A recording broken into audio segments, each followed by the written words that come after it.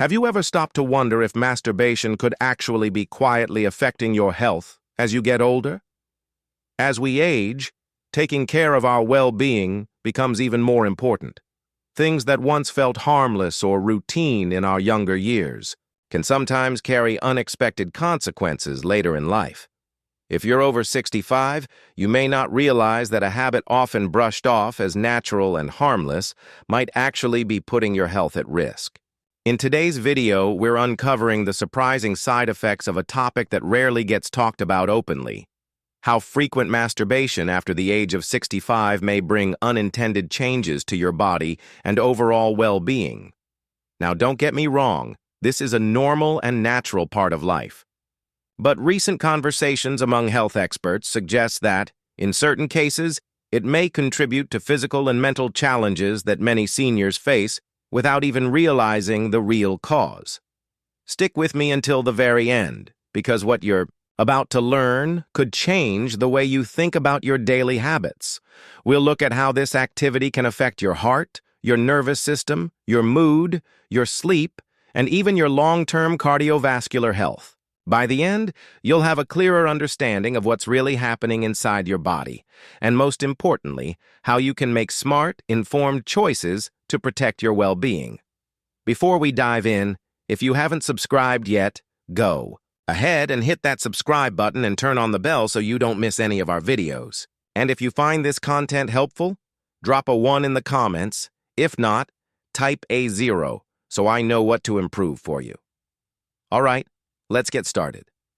Unexpected strain on the heart and cardiovascular system, one of the most overlooked risks of frequent masturbation after 65 is the effect it can have on your heart and circulation. At first, it might seem completely unrelated. After all, this is just a natural activity.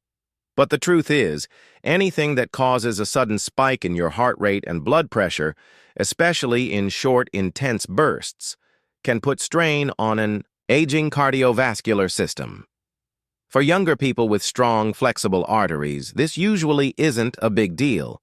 But as we get older, our blood vessels naturally lose some of their elasticity, meaning they don't adapt as quickly. That sudden rise in heart rate can sometimes trigger dizziness, irregular heartbeat, or even raise the risk of cardiac episodes. Think about the last time you carried groceries up the stairs or walked uphill. You probably felt your heart beating faster, your breathing shift, maybe even a little fatigue. Now imagine that same kind of response happening suddenly without any warm-up, in a private moment.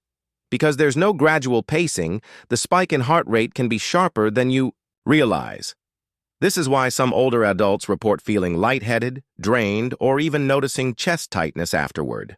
Take William, a 72-year-old retired engineer. He always thought of himself as pretty healthy. Good diet, active lifestyle.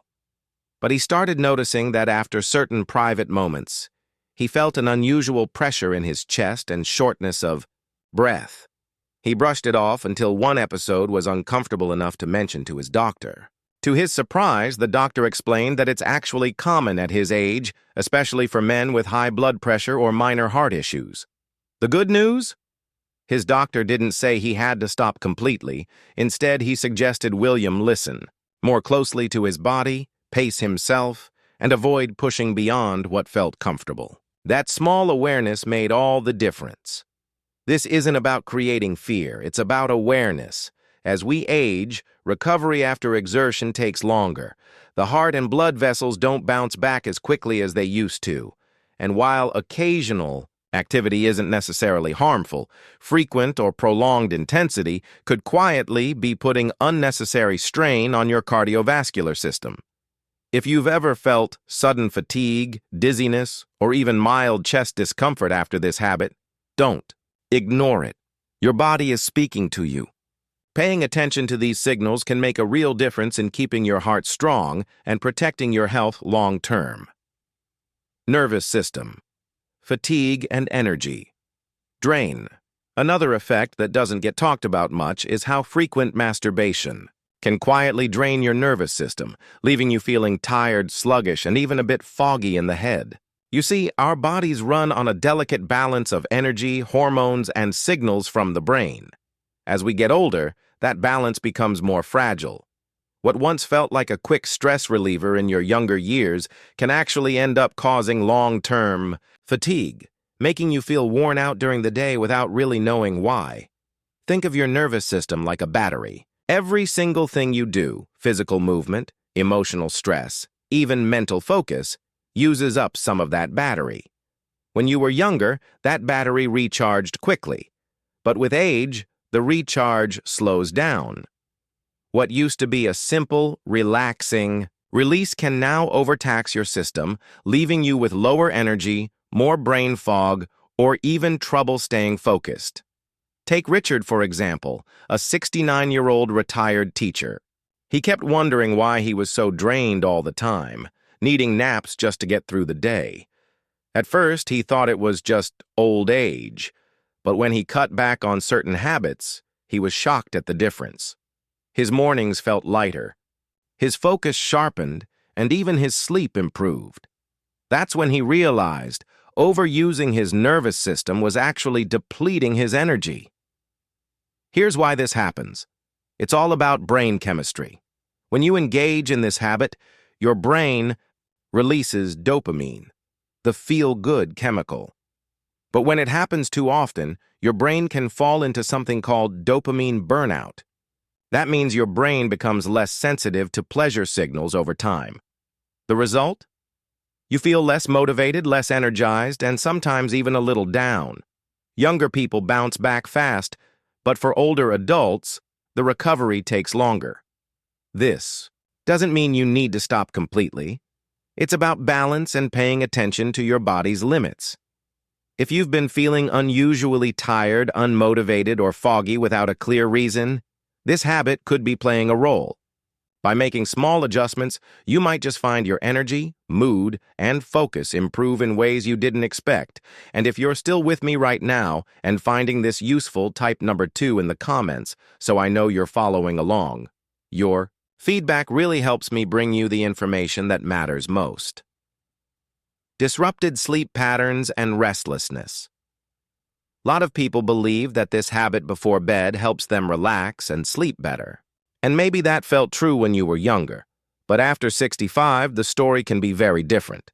Instead of leading to deep, refreshing sleep, it can actually do the opposite, causing restless nights, frequent wake-ups, and that groggy, not fully rested feeling in the morning. Here's why. Sleep is controlled by a delicate mix of hormones and brain activity.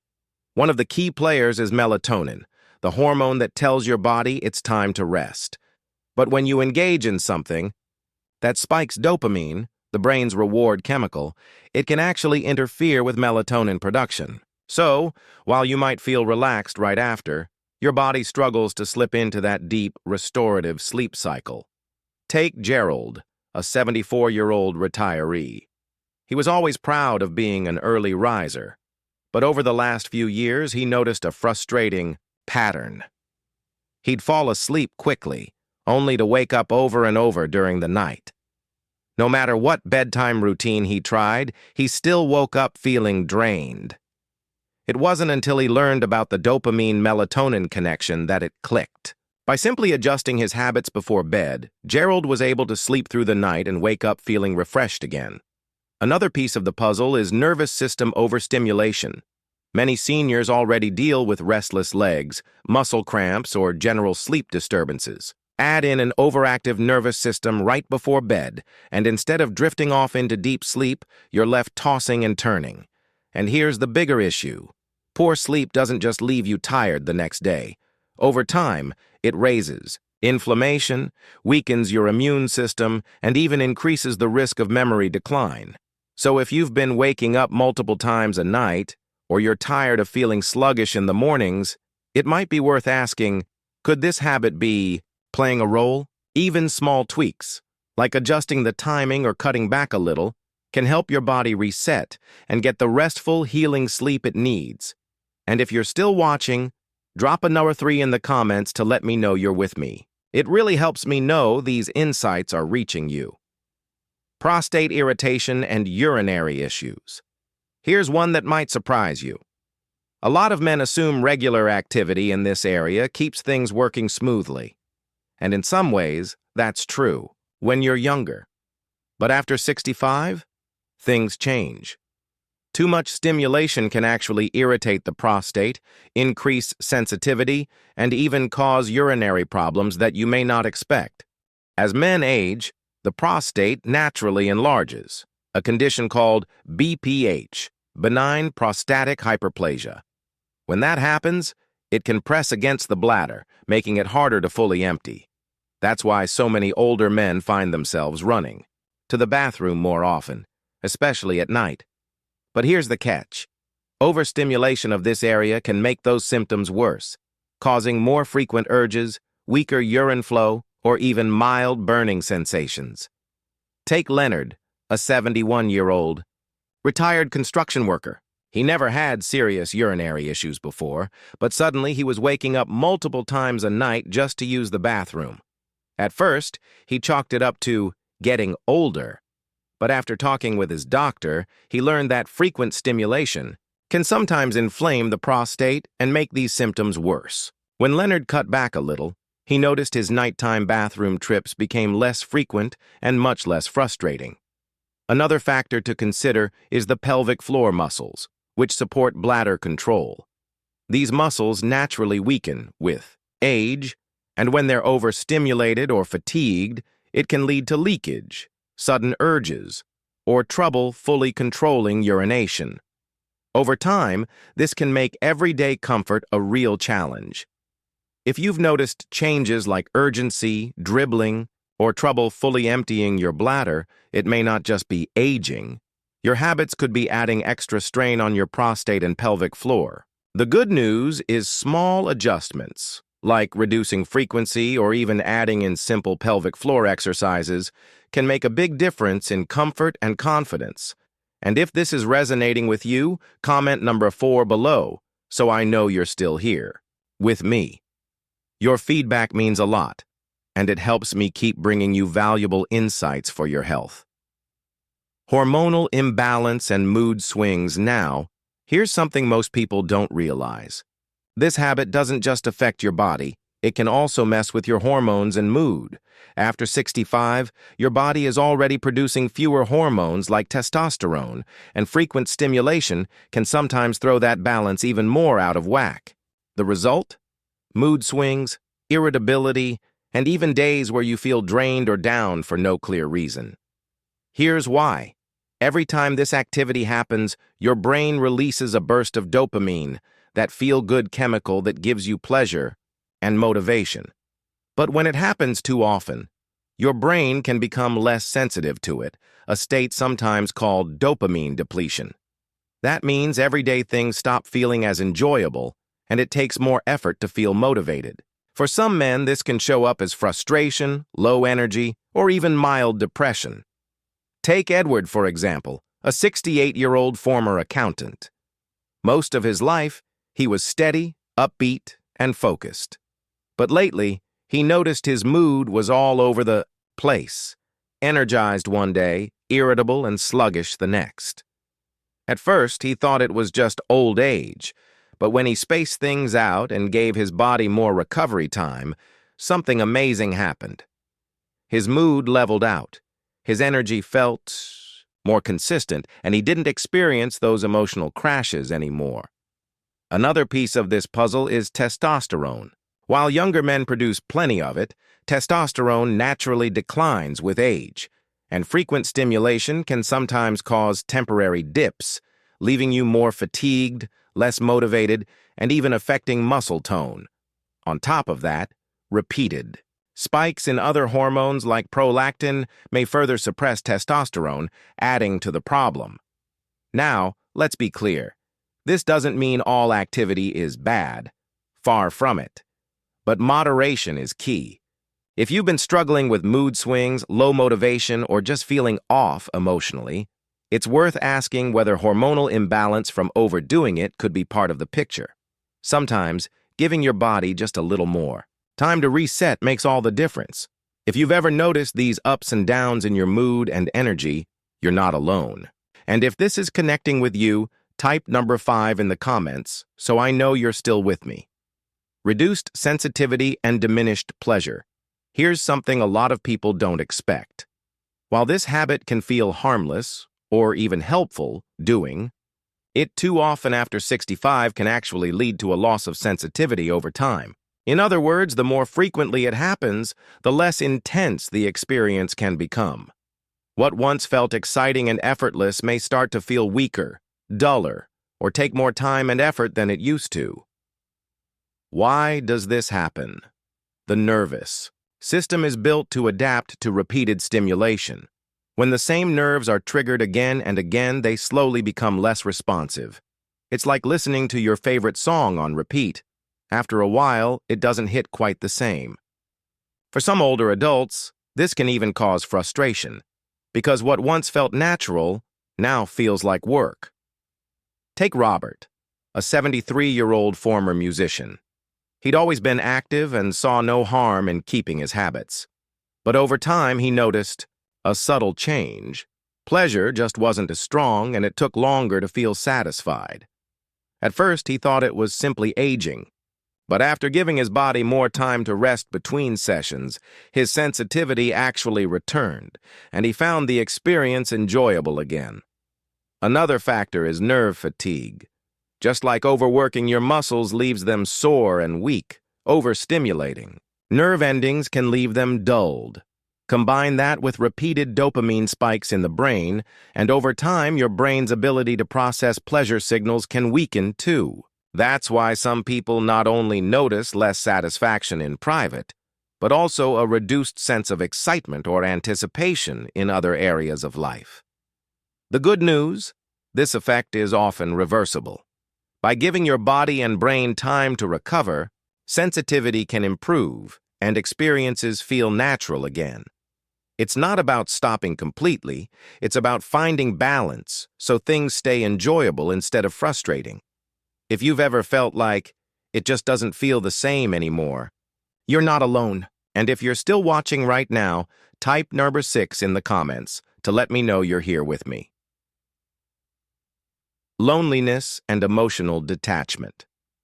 Now, here's one of the most overlooked effects. For many older adults, this habit can quietly affect emotional health and even social connections. On the surface, it feels like a private way to relax or relieve stress. But when it becomes too frequent, it can sometimes reduce the drive to seek out real human connection, leading to feelings of isolation, loneliness, or emotional detachment. The truth is, human beings are wired for connection. We thrive on closeness, physical touch, and meaningful interactions. When self-comfort becomes the main source of relief, it can slowly replace the motivation to engage with others. Over time, this can make friendships, social events, or even conversations feel less rewarding or even unnecessary. Take James, a 75-year-old widower.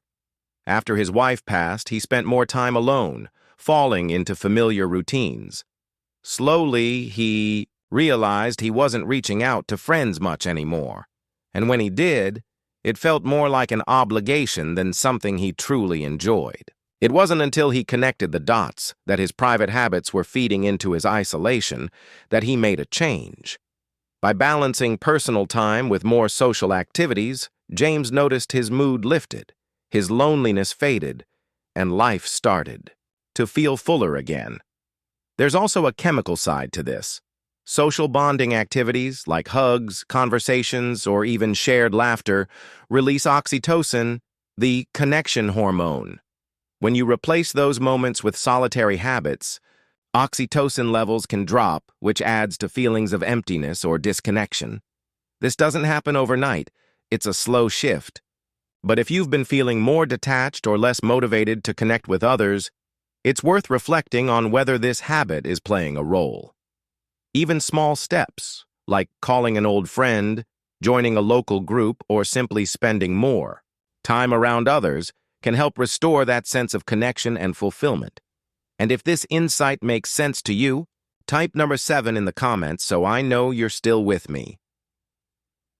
Pelvic floor weakness and bladder control issues. Here's a consequence that hardly anyone talks about. Frequent stimulation can actually affect your pelvic floor strength and bladder control, especially as you get older. Most people think pelvic health only matters for younger folks or people recovering from medical issues. But the truth is, these muscles weaken naturally with age. And when they're overworked or overstimulated, it can make bladder problems worse. The pelvic floor muscles are like a support system for your bladder, prostate, and lower abdomen. When they're strong, you stay in control. But when they weaken or get fatigued, it can lead to things like urgency, leakage, or difficulty fully emptying your bladder. Many seniors assume this is just normal aging, but in reality, certain habits may actually be adding extra strain without them realizing it. Take Harold, a 70-year-old retired mechanic. He was healthy overall, but started noticing more frequent bathroom trips, especially at night. Sometimes he'd even lose a little control when sneezing or laughing, something that had never happened before. After learning about the connection between pelvic health and frequent stimulation, Harold made a few changes. He cut back a bit and added some simple pelvic floor exercises. Within weeks, his urgency decreased, and he felt much more in control. Another piece of the puzzle is nerve sensitivity. The nerves in the pelvic area help regulate bladder signals. When overstimulated, they can send false alarms to the brain, creating that constant urge to go, even when your bladder isn't full. This is why some older adults wake up several times at night, even if they haven't had extra fluids. The good news is, these issues can often be managed. Reducing frequency, giving your body proper recovery time, and adding pelvic floor exercises can restore strength and reduce unnecessary strain. It doesn't take huge changes to see improvements. You'd be surprised how much of a difference small adjustments can make. If you've ever noticed unexpected bladder changes, like urgency, dribbling, or nighttime trips to the bathroom, it may be worth asking if your habits are contributing. And if you're still here with me, type number 8 in the comments so I know you're sticking with this all the way. The hidden cost of small habits. What's interesting is that these mistakes don't usually hurt you right away. It's not like you drink coffee on an empty stomach once and suddenly feel sick for life. The real danger is how these habits slowly add up over weeks, months, and years. It's like adding tiny pebbles to a backpack. You don't notice at first, but eventually the weight becomes impossible to ignore. Why seniors are more at risk? You might wonder, why does this stuff matter so much after 70? The truth is, our bodies change. Blood pressure regulation slows, digestion gets more sensitive, and recovery takes longer. What felt harmless at 40 can become risky at 70, simply because the body isn't as quick to adapt. That's why awareness is the first step toward prevention, the brain connection. Here's something most people don't think about. These morning mistakes don't just affect your body, they also affect your brain. Poor hydration, sudden drops in blood pressure, or lack of oxygen from rushing too fast can impact focus, memory, and mood. Ever wake up foggy or irritated for no reason? Sometimes it's not just aging. It could be one of these habits setting the wrong tone for your day. The power of small fixes. The encouraging part is this. None of these fixes require major lifestyle changes. We're not talking about extreme diets or complicated exercise routines. These are simple tweaks, like drinking a glass of water, sitting up slowly, or stretching for 2 minutes. Yet those small steps can have a massive impact on your daily energy and long-term health. Why most people ignore the warnings. The reason so many seniors fall into these traps is because the mistakes feel so harmless. Standing up quickly? Just a normal thing. Skipping water? Who cares, right? But it's the very normal habits that slip under the radar and cause the biggest problems. That's why videos like this matter. We shine a light on the little things most people overlook. Real-life stories. Hit harder, think about it. When you hear about Edward fainting after standing too fast, or Harold dealing with bladder control issues, it feels real because it is real. These aren't just theories, they're everyday struggles that thousands of seniors face. And by learning from their stories, you can avoid making the same mistakes. The domino effect, another thing to keep in mind. One small mistake can trigger a chain reaction. A sudden fall might lead to a fracture, which leads to surgery, which leads to months of limited mobility. And that, in turn, can lead to muscle loss, depression, and even more health issues. That's why prevention, catching the mistake early, is so much more powerful than treatment later. The confidence factor. When you start your morning the right way, you don't just feel healthier, you feel more confident. Imagine standing up without dizziness, moving without stiffness, and feeling mentally sharp by breakfast. That confidence makes you more likely to stay active, socialize, and enjoy your day instead of worrying about what could go wrong. The family impact. Here's something else most people don't consider. Your morning habits don't just affect you, they affect your loved ones. A fall, a hospital stay, or ongoing fatigue creates stress for family members who care about you. By protecting your health, you're also protecting their peace of mind, your challenge. So here's my challenge for you. Tomorrow morning, change just one thing. Maybe you drink water before coffee. Maybe you take 10 extra seconds before standing up. Maybe you stretch before heading to the bathroom. Just one small shift. Then pay attention to how your body feels. You'll be surprised how quickly those little changes add up. Final thoughts as we wrap up. Take a moment to think about your own mornings. Have you ever made one of these mistakes without realizing it? The truth is, most of us have, and that's okay. What matters now is that you're aware of them, because awareness is the first step toward prevention. The habits you build in the first hour of your day set the tone for everything that follows.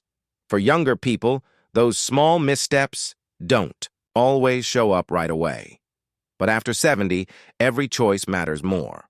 The body recovers slower, the brain feels stress faster, and the risks of falls or fatigue grow higher. That's why even tiny adjustments can mean the difference between staying active and independent, or facing unnecessary setbacks. And here's the hopeful part. None of these fixes are complicated. You don't need expensive equipment, long routines, or drastic changes. Just a glass of water, a slower rise out of bed, a little stretch, or a light snack before coffee. Small steps, big results. Remember Edward, who nearly fell after standing too fast, or Harold, who got his bladder under control by making a simple change? These real-life examples prove that the little things aren't little at all. They're powerful tools for protecting your health. Think of it like this. Every morning is a fresh start. You can either weigh your body down with tiny hidden risks, or you can lift yourself up with small, smart habits. One path leads to constant setbacks, while the other leads to steady energy, sharper focus, and a stronger body. And don't forget, your choices don't just affect you. They impact your family, your friends, and everyone who loves you. By taking care of yourself, you're also giving them peace of mind, knowing you're doing what it takes to stay safe and strong. So here's my challenge for you. Tomorrow morning, pick just one change from this list and try it. Drink water before coffee. Stretch before you stand. Take a few extra breaths before moving. Notice how your body feels. Then, over time, add another and another. Before you know it, these little shifts will become second nature. Now I'd love to hear from you. What stood out the most today? Which of these morning habits do you want to change first? Drop your answer in the comments, because your story might inspire someone else to make a change too.